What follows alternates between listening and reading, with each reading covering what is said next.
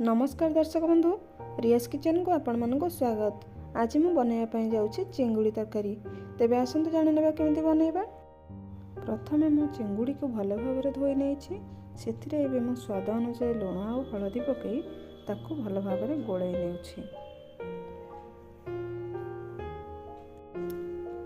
एबे देखंतु एठी किछि कटा पियाज, कटा टमाटो, किछि सुखिला लंका, कंचा लंका, जीरा, तेजपत्र, गुजराती, दालचीनी आउ एठी किछि गुंड मसला, हलदी गुंड, चिली पाउडर, गरम मसला, मीट मसला, धनिया पाउडर आउ जीरा पाउडर। एठी किछि कटा आलू रखिछि। एठी दुईटी पियाज, दुईटी रसुण आउ खंडे अदा काटिकी भल भाव बाटी नेछि। एबे देखंतु मु गैस रे कड़ाईटी बसई नहीं। कड़ाईटी एबे हमर ताती जाइछि। मु सेथिरे किछि सोरिष तेल पकई नेछि। तेलटी तातिबा परे मु सेथिरे चिंगुड़ी सबको पकई नेउछि एवं एहाकू भल भाव लाल लाल हेबा पर्यंत भाजी नेबा। देखंतु एठी चिंगुड़ी रु केते पानी बाहरुछि। ए पानी सब मरिबा पर्यंत आमे एमती कड़ाई रे खेलौथिबा। एबे देखंतु चिंगुड़ी रु धीरे धीरे पानी सब मरि आसिलाणी। एहाकू एबे आमे तेल आउ टिके तेल पकई भल भाव भाजी नेबा जेमिति कि आम चिंगुड़ी पूरा लाल लाल देखा जिवो।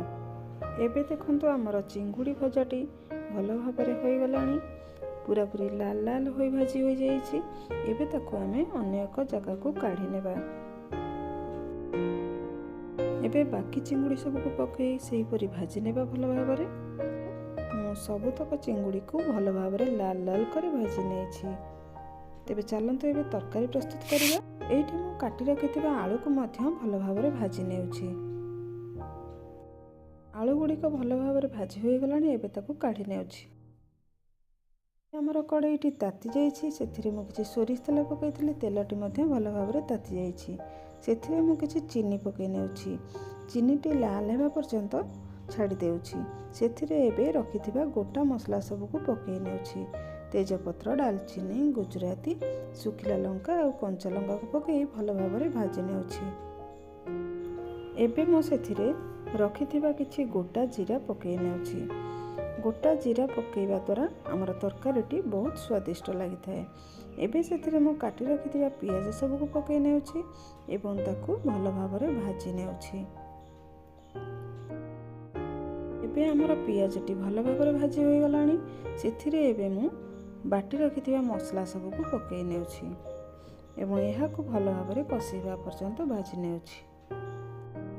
एबे मु मसला रे अल्प पानी दे देउछि एवं सेथिरे रखिथिबा गुंड मसला सब को पकई नेउछि। एबे ताहाकू भल भाव मसला सहित मिसई नेबा।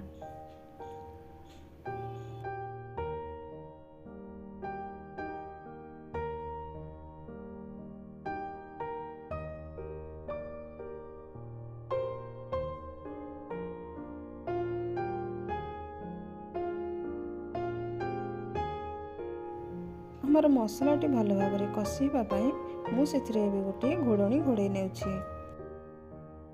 एबे हमर मसलाटी अधा होई आसलाणी। तेणु मु एबे भाजी रखिथिबा आलू को पकई नेउछि। आलू को पकई मसला रे भल भाव मिसई नेउछि। एमिति छोट छोट करी आलू काटिबा द्वारा चिंगुड़ी तरकारी टेस्ट बहुत बढ़िया आसी थाए।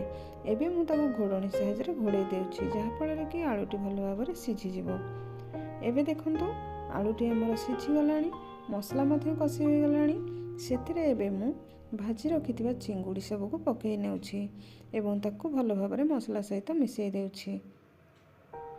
भल भाव कषिबा पई सेथिरे मु एबे गोटे घोड़णी घोड़े देउछि।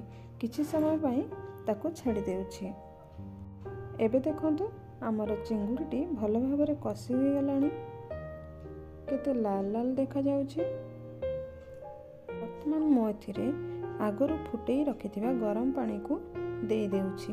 गरम पानी देबा द्वारा तरकारीटी जल्दी होइथाय। एबे देखंतु मु आवश्यक मुताबिक पानी दे देछि।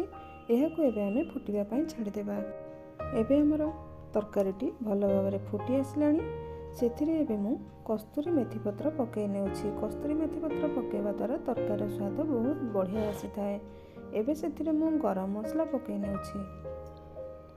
एहाकू 2 मिनिट पर्यंत छाड़ी देउछि। ବର୍ତ୍ତମାନ ଆମର ଚିଙ୍ଗୁଡ଼ି ତରକାରୀଟି ସମ୍ପୂର୍ଣ୍ଣ ରୂପେ ପ୍ରସ୍ତୁତ ହୋଇଯାଇଛି। ମୁଁ ଏବେ ଏହାକୁ ସର୍ଭିଂ ବାଉଲକୁ କାଢ଼ି ନେଉଛି। ଏଇ ଦେଖନ୍ତୁ ଦର୍ଶକ ବନ୍ଧୁ, ଚିଙ୍ଗୁଡ଼ି ତରକାରୀଟି କେତେ ସୁନ୍ଦର ଦେଖାଯାଉଛି। ଏହାକୁ ମଧ୍ୟ ଆପଣମାନେ ଘରେ ବନେଇ ଗରମ ଭାତ ସହିତ ଖାଇପାରିବେ।